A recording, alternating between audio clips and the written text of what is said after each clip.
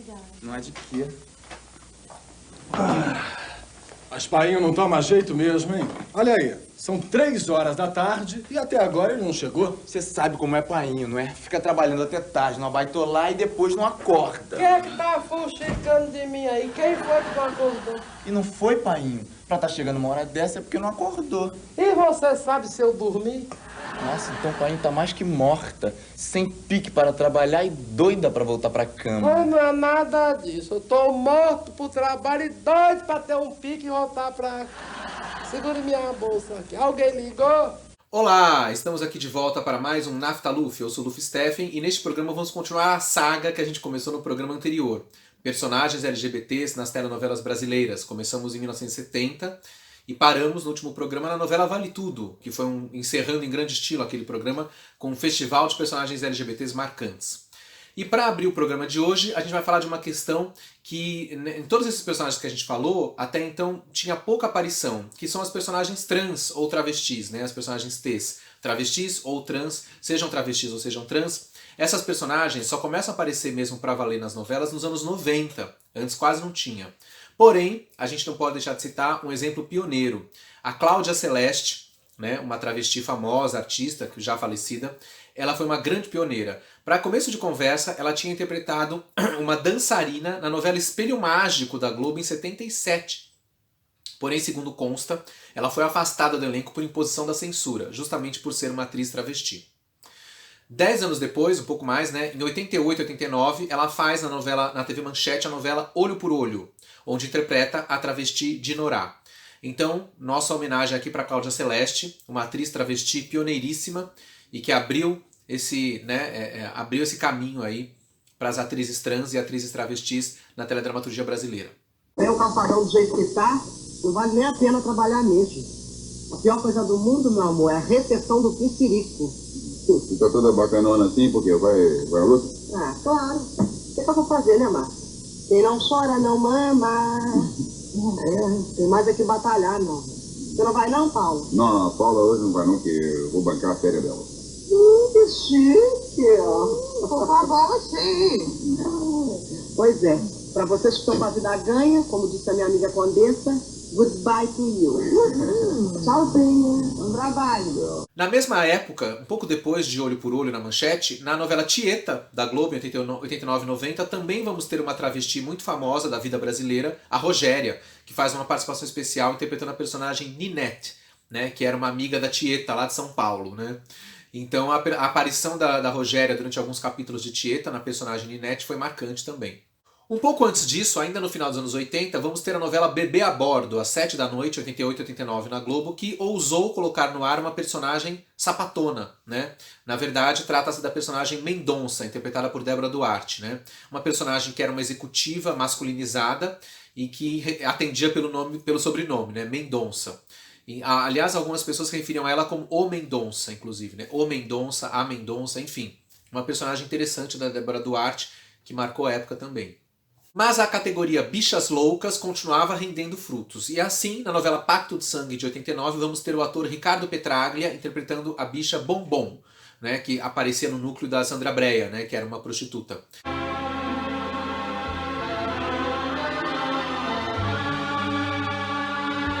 Na mesma época tivemos em Top Model, em 89 e 90, o personagem Marvin, interpretado por Miguel Magno, grande ator, maravilhoso, cômico, já falecido. O Marvin era uma bicha tresloucadíssima que a certa altura se apaixona pela personagem Magali, interpretada por Rita Malott, e casa-se com ela no final, para a alegria dos seus pais, né, dos pais de Marvin. Então a gente tem mais ou menos uma reprodução do que tinha acontecido em O Grito, com o personagem Agenor, que a gente falou no outro programa, né? É uma pena que o Marvin tenha, né, se transformado num personagem hétero, porque ali podia ter rendido muito mais coisa na novela Top Model, uma novela que pra época era bastante moderna, né? De qualquer forma, vale lembrar que o Miguel Magno, anos depois, em outra novela da Sete, A Lua Me Disse, escrita por Miguel Falabella em 2005, ele interpretou uma personagem crossdresser, né? Uma personagem trans, que foi a Dona Roma, né? Que cuidava lá da pensão onde os personagens transitavam. E finalizando essa trinca de bichas loucas no final dos anos 80, temos também o Jorge Lafon, que a gente falou no outro programa, que fez Bob Bacall em Sassaricando. Dessa vez na TV Manchete, ele interpretou a personagem Madame Satã na novela Cananga do Japão. O que leva uma mulher a mentir, enganar. Ela é a amante do pedreiro, não é? Tramar a morte do próprio marido. Não vou sair desse casamento sem nada, Tomás. Uma artista como a Cláudia Toledo, metida numa história sórdida dessas. De Silvio de Abreu. Boca do Lixo. O ano de 1990 abre a década de 90 trazendo duas minisséries bastante importantes nessa temática. Na Globo, o Silvio de Abreu se retira das novelas e traz... Nosso casamento foi um negócio. Você sabe disso tanto quanto eu. Uma mulher insatisfeita, descobrindo nos braços de um outro homem uma paixão incontrolável. Eu não consigo te largar. Se envolvendo numa trama para matar o próprio marido. Ele vai morrer bêbado e inchado que nem um porco. De Silvio de Abreu. Boca do Lixo, com Reginaldo Faria, Silvia Pfeiffer, Alexandre Frota. Série brasileira. Hoje, depois da Terça Nobre. Bom, pra quem conhece Boca do Lixo, sabe que a trama tem um núcleo gay no centro da sua narrativa, né?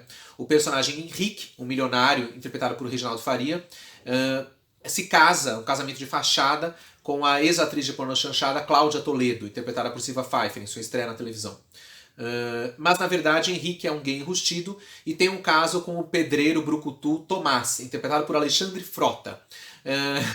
E aí ocorre uma trama rocambolesca, né, onde o Tomás se envolve com a Cláudia e os dois decidem matar o Henrique, mas na verdade era tudo uma farsa, enfim. Tudo no melhor estilo do cinema noir dos anos 40 e 50 que o Silvio de Abreu tanto ama. De qualquer forma, os personagens gays de Boca do Lixo, vistos sob a ótica de hoje, são um tanto quanto questionáveis, né? O Henrique é um personagem psicopata, machista, misógino, é um gay problemático e assassino, criminoso, né? Um personagem horrível. E o Tomás, por sua vez, o pedreiro interpretado por Alexandre Frota, que seria um personagem bi, também é um personagem bastante contraditório. Ou seja, naquela época não havia essa coisa do politicamente correto, de você fazer personagens LGBTs que sejam positivos, né, para passar uma imagem positiva da comunidade gay na televisão. Então, isso não interessava a história de Boca do Lixo. Dessa forma, os dois personagens gays eram personagens sórdidos, né, na minissérie Boca do Lixo. Enquanto isso, a TV Manchete foi mais longe e levou ao ar a minissérie Mãe de Santo, no mesmo ano de 90.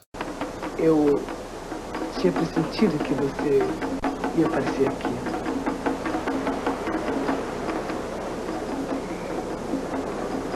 Eu senti sua falta. Senti muita saudade.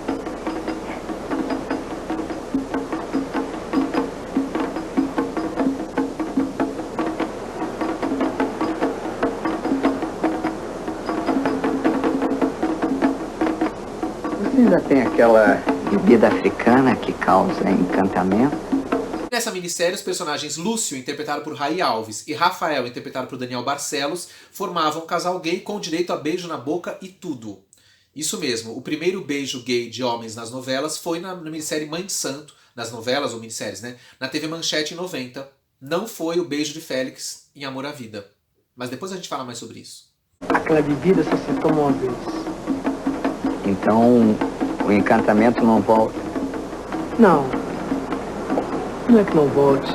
Não passa. Você não precisa tomar outra vez. O feitiço dura a vida inteira.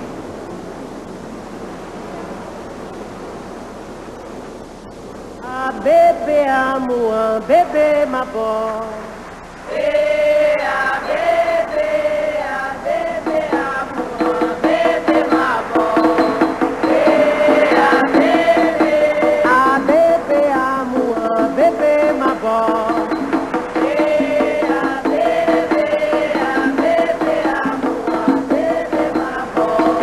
O setor do escracho, na linha do que tinha acontecido na novela Um Sonho a Mais, que a gente falou no programa passado, em 90 tivemos a novela das 7, Mico Preto, onde o personagem Zé Maria, interpretado por Marcelo Pique, tinha um caso com Zé Luiz, interpretado por Miguel Falabella. Porém, o personagem do Marcelo Pique precisava de uma esposa, porque ele era um político. Então, assim como aconteceu no final de Vale Tudo, né, que a gente também comentou. E assim, ele traz como noiva, de novo, Glória Pires. Né? Em Vale Tudo, a Glória Pires fazendo Fátima é a noiva perfeita para o príncipe de Volterra. Em Mico Preto, a Glória Pires é a revista Sarita, que aceita se casar com Zé Maria para manter as aparências ali daquele casal gay. Enfim, Mico Preto, uma novela absolutamente trash, mas cultuada por alguns. Não, chatear nada, Firmino. Vou te ajudar. Não vou deixar essa pecinha te enrolar. Como pecinha? A senhorita está se referindo à minha pessoa como pecinha? A senhorita não tem esse direito. Mas é a sua cara. Não. Não, aqui a Sarita é muito brincalhona. Não ligue, não, seu Zé. Ó, ela é assim mesmo. Sarita, faz um favor pra mim. Tem uma lanchonete aqui na empresa. Desculpe. Você vai lá, toma um sorvetinho e depois eu vou encontrar com você. Quem sabe, né? Uma boa. Mas tem de abacaxi? De abacaxi? Não sei por quê. Porque abacaxi por abacaxi eu prefiro gelado. Mais bichas loucas. Em 90, Barriga de Aluguel às 6 da tarde, de Glória Pérez, traz o personagem Lulu, interpretado por Eri Johnson, uma bicha tresloucadíssima, né? Que era lá do núcleo da boate, né? Enfim. Na sequência, podemos citar um personagem interessante, uma bicha louca da região do Nordeste. Dessa vez estamos falando de Adamastor, interpretado por Pedro Paulo Rangel, na novela Pedra sobre Pedra, de Agnaldo Silva. Um personagem que era eternamente apaixonado pelo Carlão, um personagem do Paulo Betti, e que no final arranja um amante misterioso, né? Termina a novela com ele abrindo a porta por esse amante misterioso e colocando uma graminha na orelha, que era o sinal dele. Quando ele colocava essa graminha na orelha é porque ele ia transar com alguém, né? Enfim, coisas do Agnaldo Silva. As produções televisivas que fazem referências cinematográficas também foram bastante férteis na questão dos personagens LGBTs. E assim, a minissérie Sex Appeal, escrita por Antônio Calmon em 1993, tinha o personagem Caio, interpretado por Otávio Augusto, que era um fotógrafo gay, né, que fotografava as top models da história. Infelizmente, Caio, como em muitos filmes famosos, foi assassinado, né, um gay que morre assassinado. Mentira, né, Gina, que a gente mora aqui há tanto tempo e nunca percebeu nada, Gina! Gina? Gina Giovanni? Ainda na questão da referência cinematográfica, podemos citar em 92, 93 a novela Deus nos acuda, de Silvio de Abreu. Nessa novela, o personagem Gino, de Jandir Ferrari, um dos 3 filhinhas da Dona Armênia, da primeira novela, a Rainha do Sucata, né? Ele volta, dessa vez transformado em drag queen e com o nome de Gina. Drag queen ou crossdresser, não ficou muito bem claro aquilo. Apesar do personagem se disfarçar de mulher porque estava fugindo de criminosos, ele acaba se envolvendo com o personagem Wagner, de Paulo César Grande. Quando eu fiz Deus nos acuda, tinha um personagem que ele não era gay, mas ele se travestia de mulher. Ele era um dos filhos da Dona Armênia, que subiu, quando volta como filha, ela fala filhinha, mas ele estava fugindo dos bandidos. Um pouco ele é crossdresser. Crossdresser, um pouco em cima de quanto mais quente, melhor, né? Sim. E ele, então, no fim da história, ele tem lá um cara que está gostando dele, pensa que ele é mulher, e eu fiz aquela cena do bem chupada mesmo, a cena do final do Quanto Mais Quente, Melhor.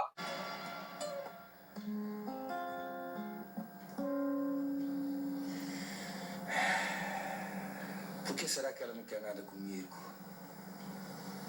Essa mulher não me sai da cabeça.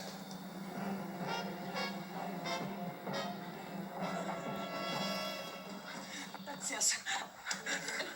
Pode entrar, belezura. O barco não é meu, é de um figurão aí. Eu só tô tomando conta. Fica à vontade. Você pode me levar pra dar uma voltinha? Eu te levo até o fim do mundo. Então vamos.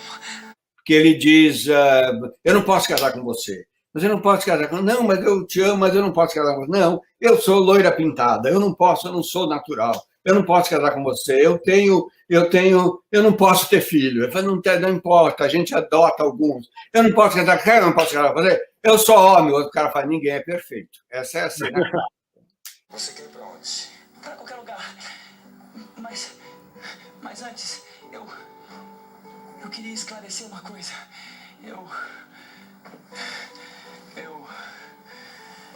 Eu sou homem. Homem?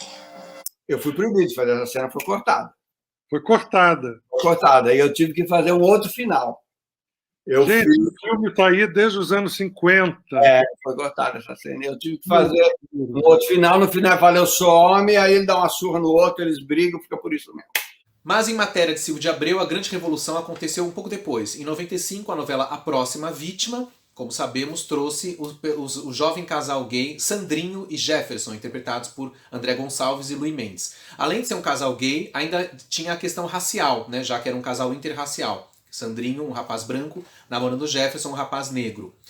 A novela foi revolucionária, né, ao colocar na novela das 8 essa discussão de uma maneira clara e madura. Né? Sandrinho e Jefferson eram dois jovens, saudáveis, universitários, bacanas, todo mundo gostava deles e eram gays. Então, isso foi uma coisa bem interessante do Silvio de Abreu, de ter colocado esse assunto na mesa. Né? O sucesso foi muito grande, Sandrinho e Jefferson foram aceitos, terminaram juntos, mas na vida real ocorreram fatos horrorosos de homofobia. Né? Segundo consta, o ator André Gonçalves chegou a apanhar no banheiro de uma boate carioca porque estava interpretando um personagem gay. Enfim, Brasil, mostra a sua cara. A novela que sucedeu a próxima vítima no ar foi Explode Coração, de Glória Pérez. Novamente Glória Pérez colocando um personagemzinho LGBT por lá. Dessa vez foi a estranha personagem Sarita, interpretada pelo ator Florino Peixoto.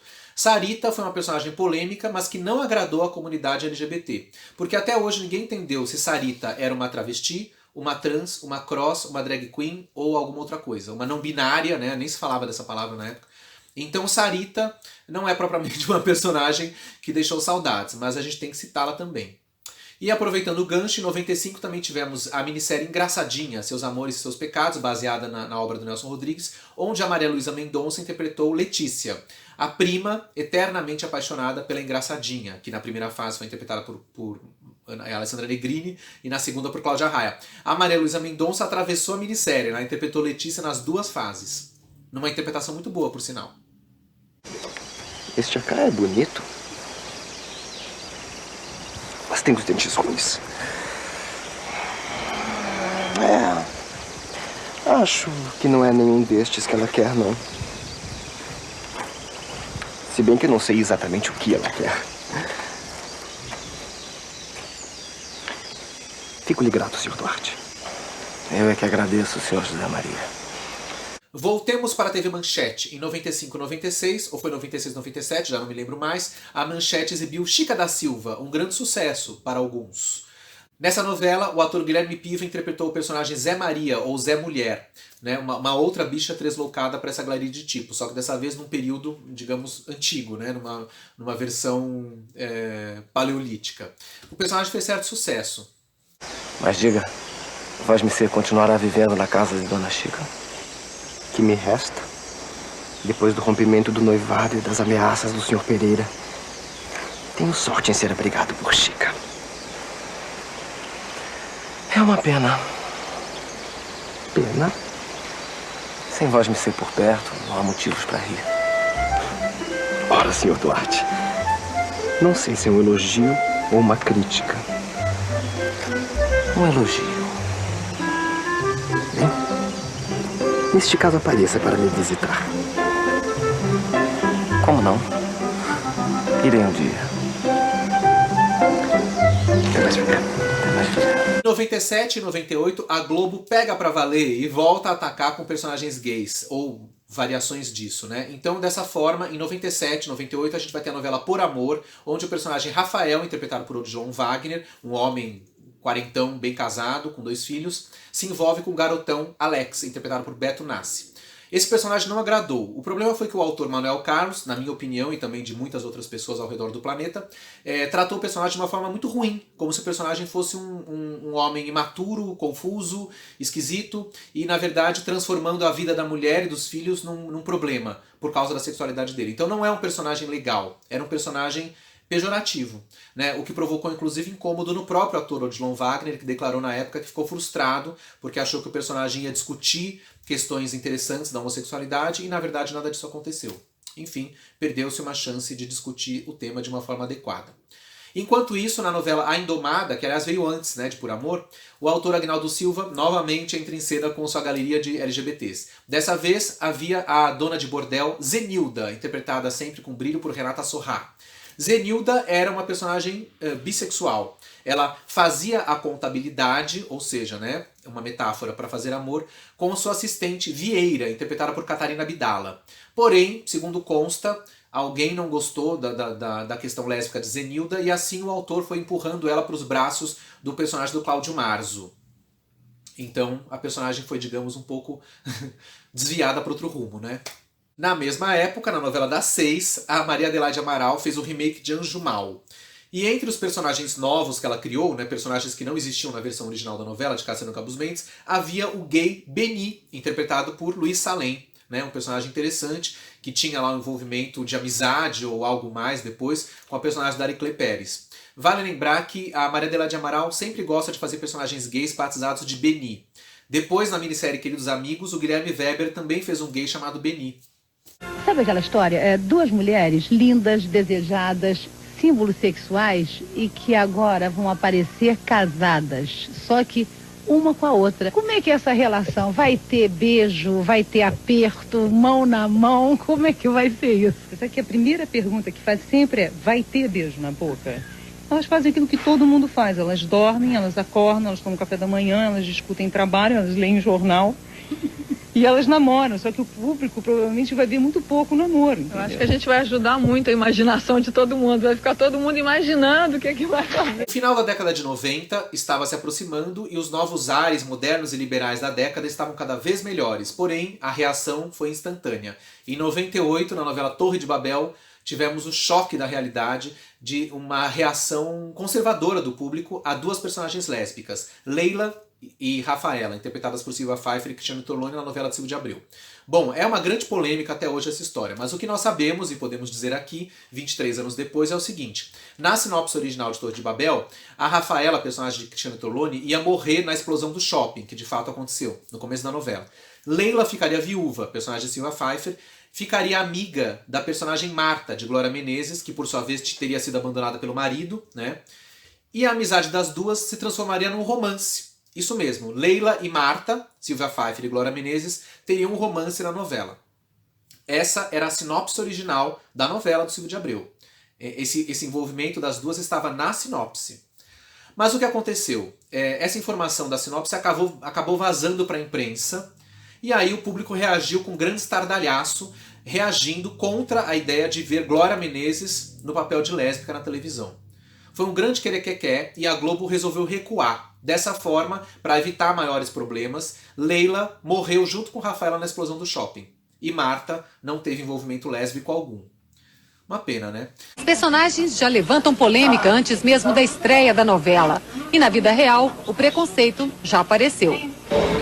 Foi um contrato comercial que eu perdi, que estava certíssimo. E a explicação foi essa mesmo. Não queriam juntar, não queriam vincular a imagem do produto com um personagem tão polêmico. Essa discussão me deixou morrendo de fome, vamos?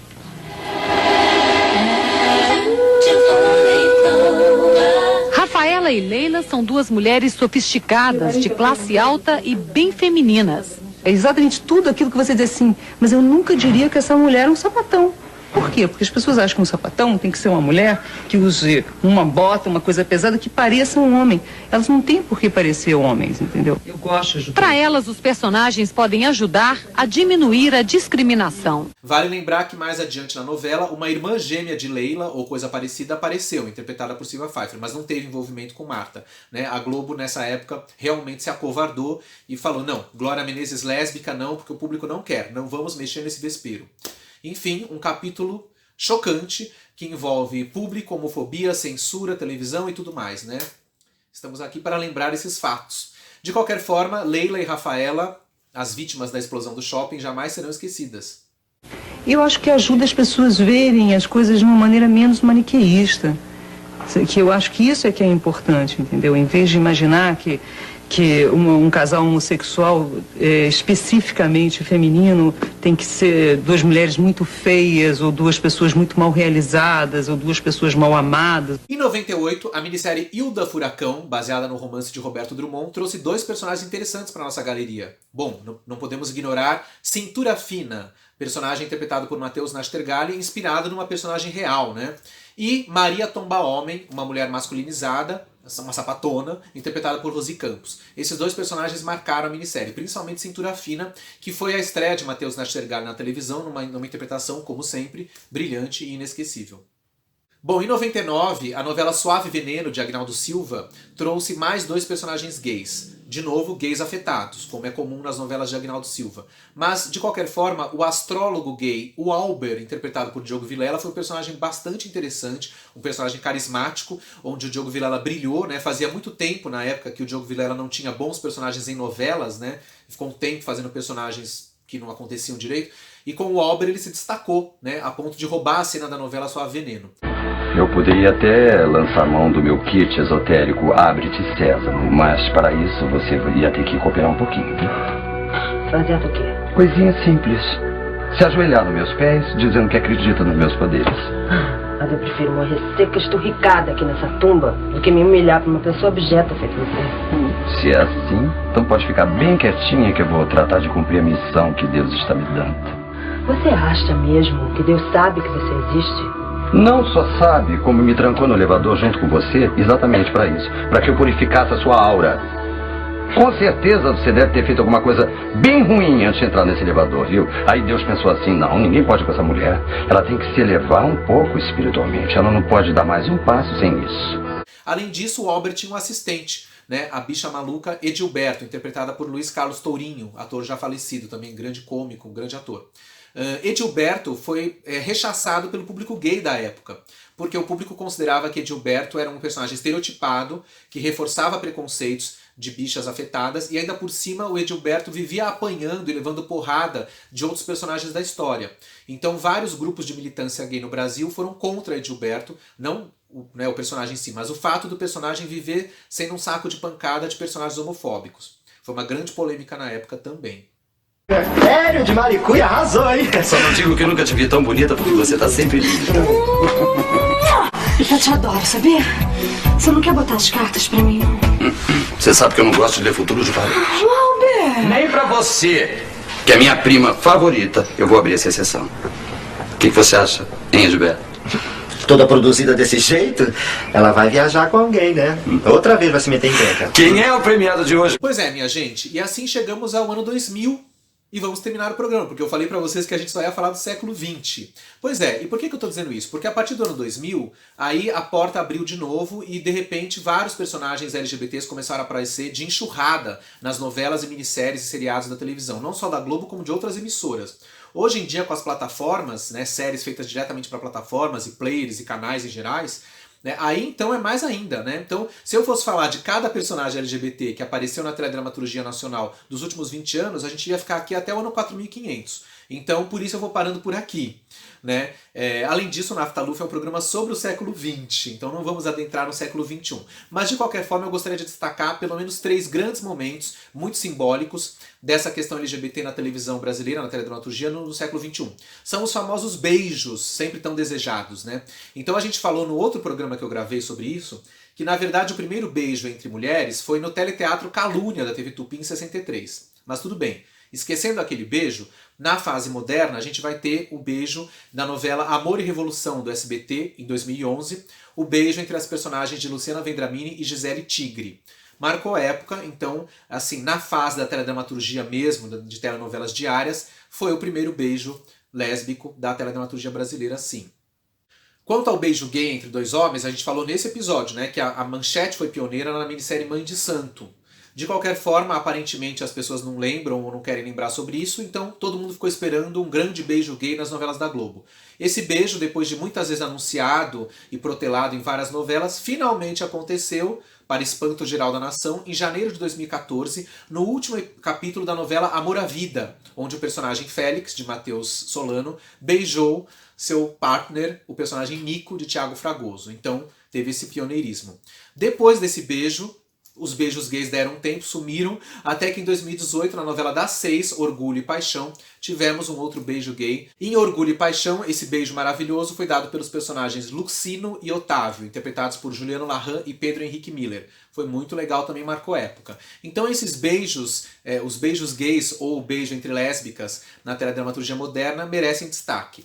Ele quer se vingar. Ela é o seu gancho na terra. Fujam. Vão buscar, achem depressa a Carlinha Molotov.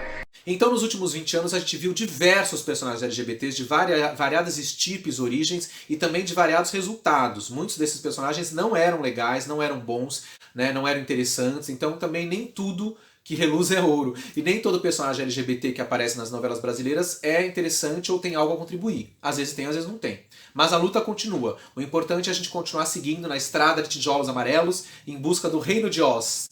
Que Reino de Oz é esse? Talvez um dia onde o Brasil não seja mais um país tão homofóbico, tão transfóbico, tão LGBTfóbico, e onde os personagens LGBTs em novelas e minisséries nem sejam mais notícia, porque serão naturais e não causarão mais escândalo.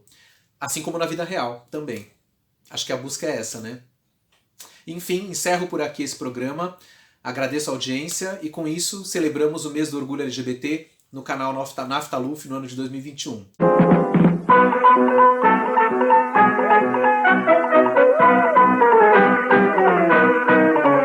Seja bem-vindo ao coração que se abrirá e tudo passará, tudo passará. Esqueça a tristeza que se foi, e a vida sorrirá depois. E aqui na cerca você só encontrará alguém pra se amarrar, alguém pra se amarrar. Bem-vindo ao clube dos corações que vão se amar. Tchau!